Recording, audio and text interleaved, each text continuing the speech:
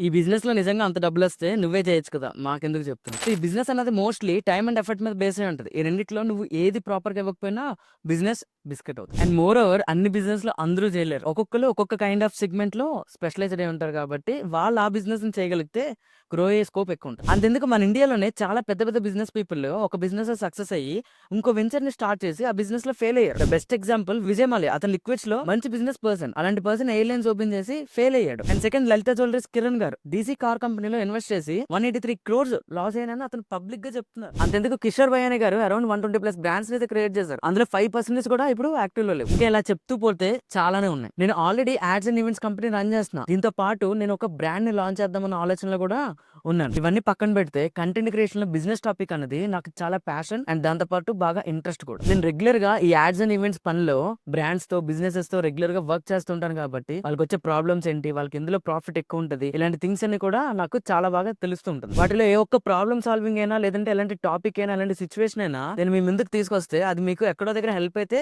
బాగుంటదని ఒకే ఒక్క ఉద్దేశంతో నేను బిజినెస్ టాపిక్ ని చేస్తున్నా. సో అందుకే నేను చెప్పాననే కాదు, ఏ బిజినెస్ ఇన్‌ఫ్లుయెన్సర్ చెప్పినా కూడా ఆ బిజినెస్‌లో సక్సెస్ అయిపోతాము, లేదంటే డబ్బులు ఎక్కువ వచ్చేస్తాయని మాత్రం మీరు బిజినెస్‌ని అయితే స్టార్ట్ చేయకండి. మీరు ప్రాపర్‌గా ఆలోచించండి అండ్ ప్రాపర్‌గా మీకు అందులో సబ్జెక్ట్ ఉంటేనే ఆ బిజినెస్‌లోకి ఎంటర్ అవ్వండి. Thank you.